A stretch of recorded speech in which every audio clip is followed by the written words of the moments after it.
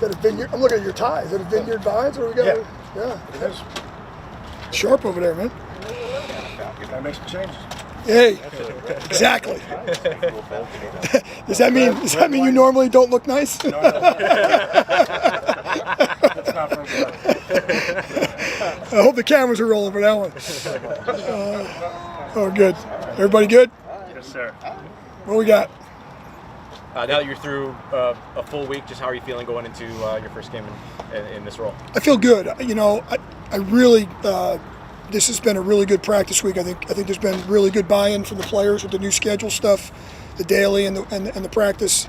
I just said to those guys, at the end of the day, though, there's a lot of distractions this week, and the one goal this week is the Atlanta Falcons, and we kind of lose, myself included in that, all of us, have to block out the distractions and understand we still have a game on Sunday. And the schedules and the locker room and the activation, that's all well and good. But at the end of the day, we're going to lock in on the game plan, the execution. But I feel real good.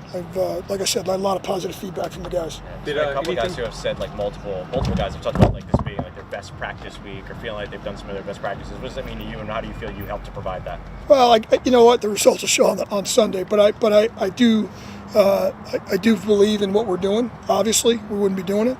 It feels good. Like I said, great positive feedback. There's a bunch of different ways to do it. I feel like we're doing it the best way, so all good. Anything with like the intensity or pace of practice, like the stuff we aren't able to see, is anything that changed at all?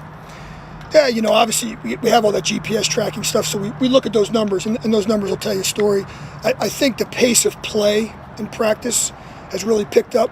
We're trying to make it more game-like. You guys have all been to football practice before. Sometimes you just stand around and run plays, right?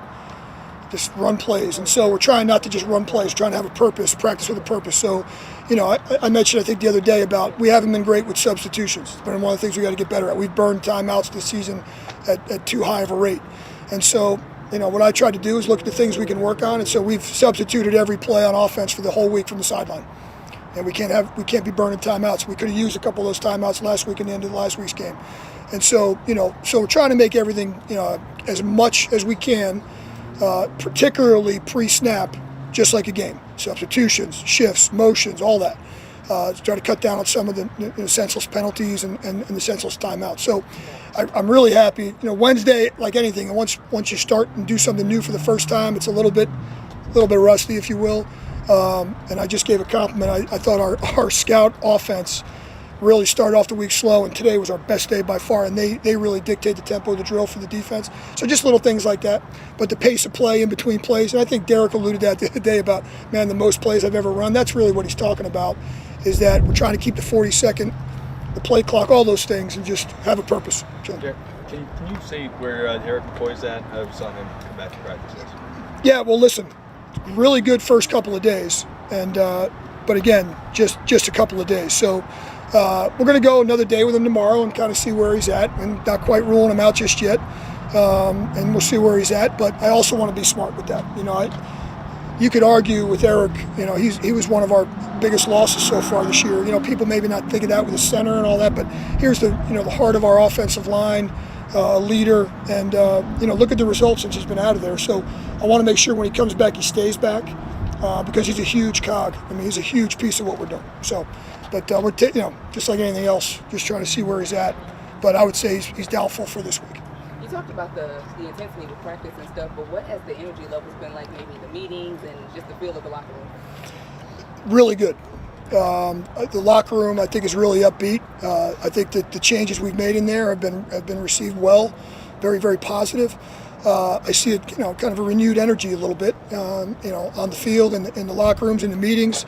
And again, that was the whole reasoning behind kind of pressing that refresh button and kind of getting a whole new sense of energy. Sometimes, I'm from the Northeast, the old Dunkin' Donuts commercial where the guy's like, it's time to make the donuts. I don't know if you guys are familiar with that, but it's not the same old same every day. And so kind of keep these guys on their toes, throw them a little curveball every day.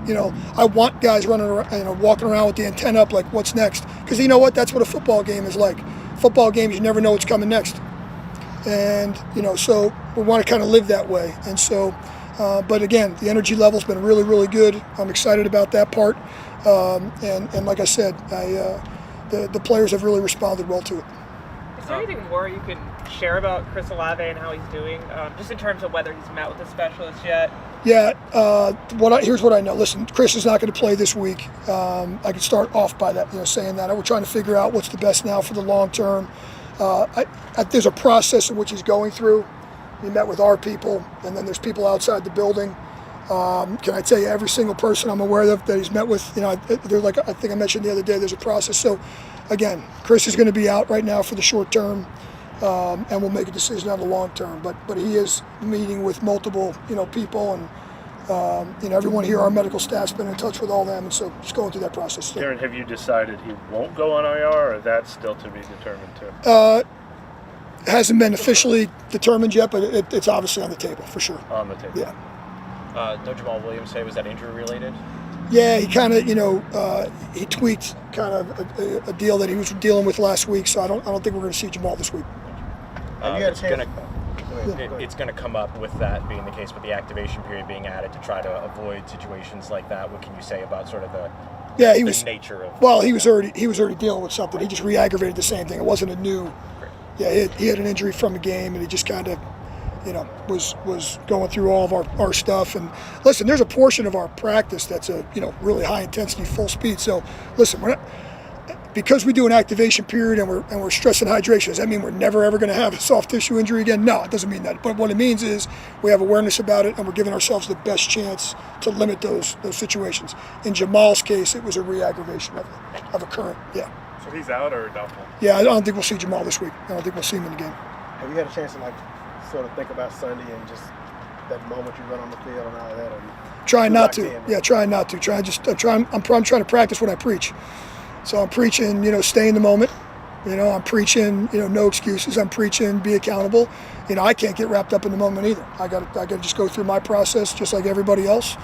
And at the end of the day, I got to make sure that I'm doing what's best for the team and leading the team. So, I'm gonna just try to stay focused on that. So I'm not gonna, I'll maybe think about that when the game's over, But right now, I'm just trying to do my 1/11th and do my part. Does your Sunday routine change much as far as what time you get to the dome? Yeah, maybe a little bit. I'm gonna get to the stadium early guy anyway. So I'm one of those guys that's one of the first guys there. It's always been my deal. So there's going to be a few new things. Meeting with the officials and just some of the head coach stuff and the media stuff and the head coach. The official stuff and just a couple of different deals that I have to do.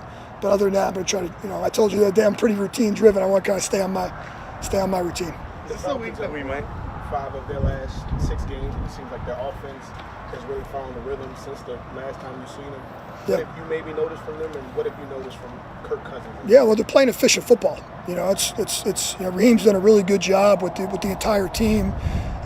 Listen, you look at them as a team, and they're getting production from a lot of different ways. On offense, they got a lot of weapons. I think defensively they're playing really good, team football, solid special teams. So I said the other day about complementary football. They're playing complementary football, they got guys on the defense that are taking the ball away. For the most part, they're taking care of the football, and so that's a pretty good recipe. When we played them the last time, we didn't do that. We didn't take care of the football. That was a huge reason that the result, the way it was the way it was. So that's been a huge focus. But no, listen, they're doing a good job right now. They're playing consistent football, and it's the reason they have the record they have. Darren, do you see Kirk more comfortable in that offense now? Yeah, well, listen, anytime you start in a fresh new start, especially at that position, it usually takes a little bit of time. But right now, he's kind of oiled up and rolling. They're doing a really good job.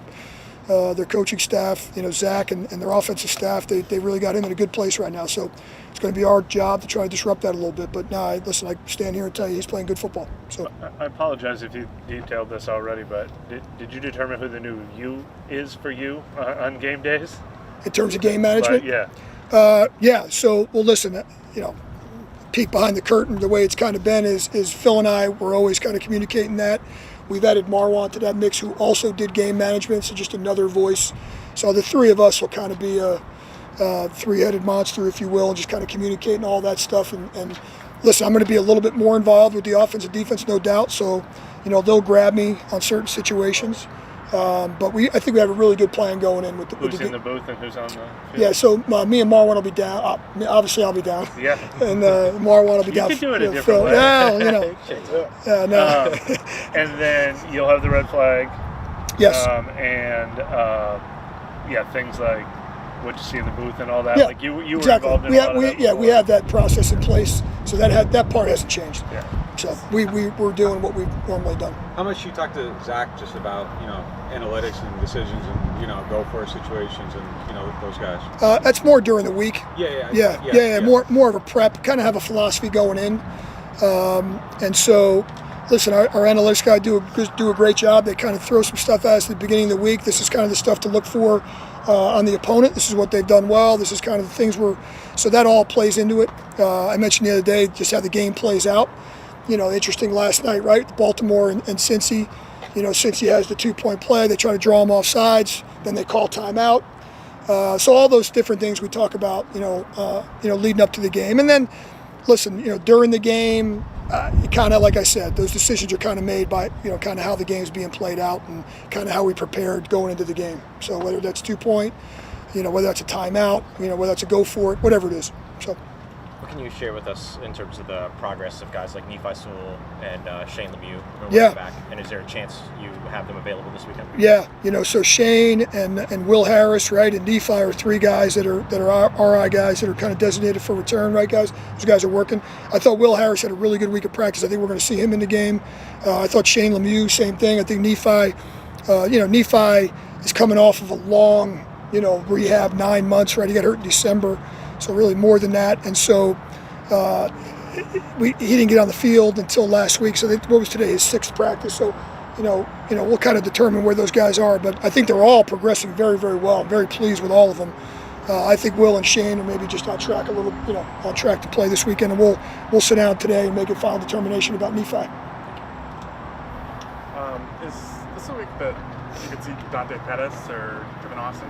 Yeah, it is. We're gonna kind of we kind of gave all those receivers at the beginning of the week, like, hey guys, this is a little bit of an open audition.